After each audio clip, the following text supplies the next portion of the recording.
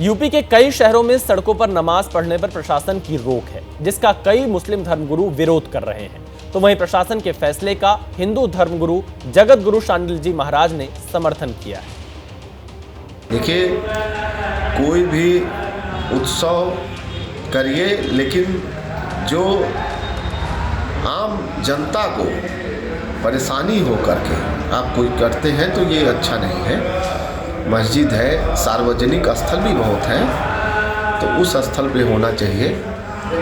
Road जाम कर देना या रोड पे नमाज होना या अन्य, ये तो देवता भी नहीं स्वीकार करते। किसी को परेशानी देके अगर हम पूजा करते हैं तो उचित नहीं माना जाता। मुझे उचित नहीं लगता कि सड़क पर नमाज होनी चाहिए।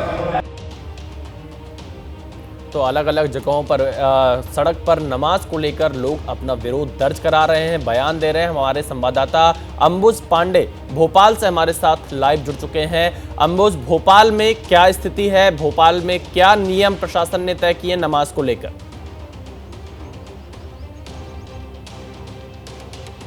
जी देखिए विशाल, बिल्कुल ये रमज़ान का आखिरी जुम्मा है और ये अलविदा की नमाज जो है वो हर रोज़ेदार पढ़ लेना चाहता है। लिहाजा अगर हम भोपाल की बात करें तो बहुत सारी मस्जिदें हैं भोपाल में, बड़ी छोटी मस्जिदें हैं जहां पर लोग पहुंच कर के नमाज अदा करते हैं।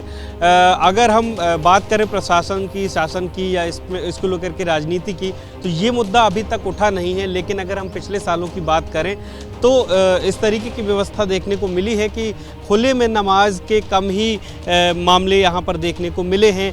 और अगर हम इस बार की बात करें तो जो मस्जिद कमेटियां हैं या जो मुस्लिम धर्मगुरु हैं, उन्होंने पहले से इस बात के इंतज़ाम किए हुए हैं कि अगर ज़्यादा लोग नमाज़ पढ़ने के लिए मस्जिदों में आते हैं तो ये अपील की जा रही है कि या तो वो बड़ी मस्जिदों में जाएं जहां पर ज़्यादा संख्या में लोग पहुंच सकते हैं, या तो अगर वो ऐसी मस्जिदों में जा रहे हैं जहां पर लोग पर्याप्त संख्या में नहीं उनकी व्यवस्था हो सकती है तो 2 शिफ्ट में नमाज की जाए।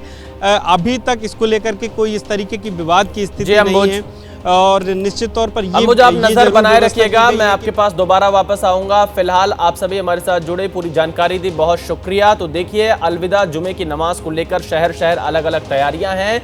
वहीं अलविदा जुमा को लेकर श्रावस्ती में अलर्ट जारी किया गया है। सीसीटीवी और ड्रोन से निगरानी की जा रही है। संवेदनशील इलाकों में पुलिस और रैपिड एक्शन फोर्स का फ्लैग मार्च जारी है।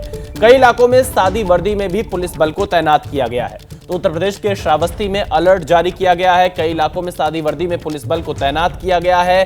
संवेदनशील इलाकों में पुलिस रैपिड एक्शन फोर्स का फ्लैग मार्च जारी है। सीसीटीवी और ड्रोन से निगरानी की जा रही है और अलविदा जुमा को लेकर श्रावस्ती में अलर्ट जारी किया गया। ये तस्वीरें उत्तर प्रदेश के श्रावस्ती से है, जहां पर रैपिड एक्शन फोर्स इस वक्त फ्लैग मार्च कर रहा है। आप इन तस्वीरों को देखिए, उनके साथ उत्तर प्रदेश पुलिस के वरिष्ठ अधिकारी भी मौजूद हैं। संवेदनशील इलाकों में पुलिस और रैपिड एक्शन फोर्स का फ्लैग मार्च है ताकि जो जुमे की नमाज है वो सही तरीके से पूरी हो जाए।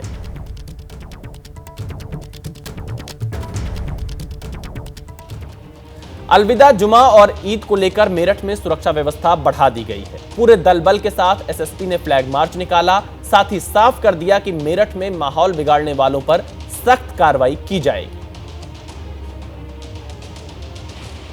निर्देश हैं इस बारे में स्पष्ट रूप से सबको बताए गए हैं और सभी ने आश्वस्त भी किया है कि इसका पूर्ण पालन होगा। और जो पीएसी और आरएएफ की हमको फोर्स मिला है उसको भी हम फील्ड में डिप्लॉय कर रहे हैं। साथ ही इसमें ड्रोन की मदद से, बॉडी कैमरास की मदद से और जो सीसीटीवी कैमरास हमने त्रिनेत्र अभियान में लगवाए हैं उनकी मदद से नज़र रखी जाएगी। तो मेरठ के एसएसपी को आपने सुना। बात करते हैं कानपुर की। जुमे की नमाज को लेकर कानपुर में भी पुलिस अलर्ट है। वहीं ईदगाह कमेटी की तरफ से 2 पालियों में नमाज का ऐलान किया गया है, जिसमें हर पाली में करीब 1.5 लाख नमाजी शामिल होंगे। साथ ही ईदगाह कमेटी का कहना है कि जो बाहर नमाज पढ़ेगा वो खुद इसके लिए जिम्मेदार होगा। ईद में 2 बार नमाज हुई थी, वैसे ही इस साल भी 2 बार होगी। पहली पारी होगी सुबह 8 बजे, दूसरी पारी होगी 9:30 बजे। अब आपके माध्यम से हम सिर्फ इतनी अपील अपनी आवाम से करना चाहते हैं कि भाई लोग वक्त का ख्याल रखें, भाई पिछले साल ईदगाह की जो कैपेसिटी हम लोग मानते हैं 1.5 से 2 लाख की कैपेसिटी है, पूरी ईदगाह फुल थी।